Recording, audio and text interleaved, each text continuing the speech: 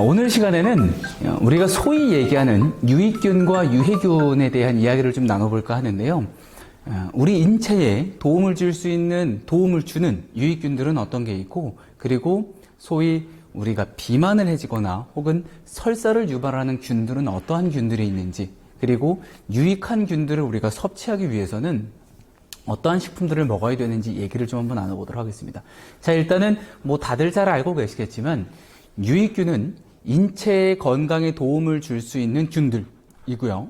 그리고 유해균은 비율이 너무 높아지면은 인체의 불편함을 야기시킬 수 있는 균들을 손쉽게 유익균과 유해균이라고 얘기를 합니다. 근데 여기서 중요한 거는요, 가장 중요한 건, 진짜 중요한 거, 균형이에요, 균형. 보통은 7대3이나 8대2 정도의 비율을 이야기를 하는데, 유익균만 너무 많다고 좋은 것도 아니고요, 유해균만 많다고 당연히 좋은 것도 아닙니다. 자, 그러면 유익균에는 어떠한 녀석들이 있는지, 건강에 도움을 주는 어떤 녀석들이 있는지 대표적인 균들을 한번 이야기를 드려볼게요. 표를 같이 한번 봐볼까요? 자, 일단은 몸에 유익한 균종들 중에 대표적으로 락토바실러스와 비피도박테리움이라는 게 있어요. 특히나 이 락토바실러스 불가리쿠스나 락토바실러스 카제이 같은 경우에는 불가리쿠스는 유당불내증에 도움을 줍니다. 즉, 우유 먹고 소화 안 되시는 분들 계시죠? 이분들 같은 경우에는 장 내에 이 유당을 분해하는 미생물들이 부족해서 생기는 일이거든요. 그래서 이 유당불내증을 없애기 위해서는 방금 말씀드렸던 락토바실러스 불가리쿠스가 좀 충분히 포함이 좀 돼 있어야 되고요.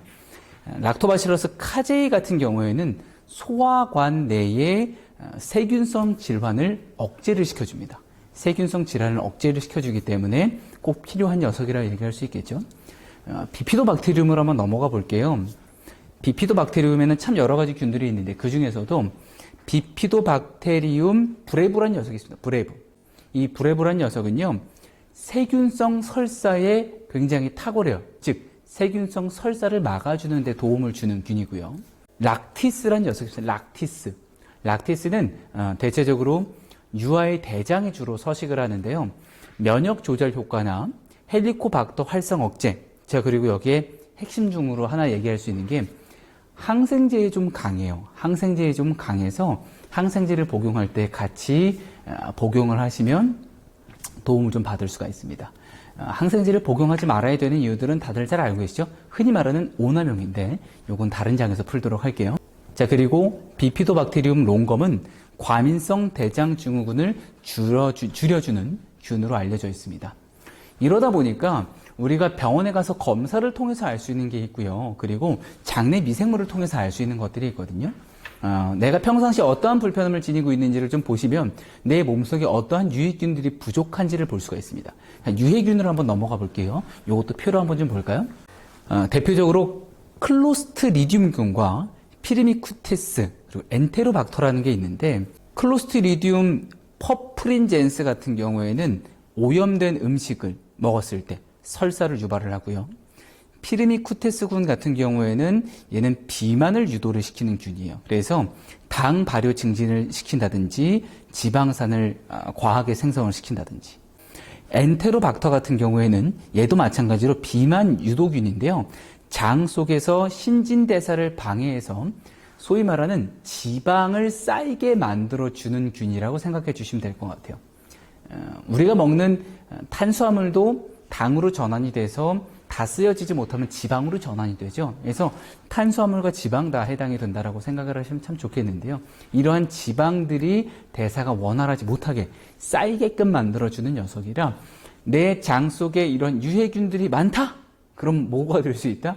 비만으로 갈 수 있는 확률이 높아진다는 겁니다. 그래서 일상생활 속에 어떤 음식을 먹느냐에 따라서 장내 미생물의 균형이 유해균이 우수한지 혹은 유익균이 우수해질 수 있는지가 달라지는데요. 저는 대표적으로 딱 두 가지를 얘기하는 것 같아요. 두 가지. 첫 번째는 진짜 요거트. 요거트인데 어떤 요거트냐면은 시중에 정말 많은 요거트들이 있잖아요. 얘도 원재료명 뒤에를 보면은 다양한 균주들을 함유하고 있는 원재료명을 볼 수 있는 제품들이 있어요. 설탕이 들어가 있지 않은 그릭 요거트를 첨가해서 드시는 거를 좀 추천을 드리고요. 그리고 두 번째는 우리나라 발효식품들.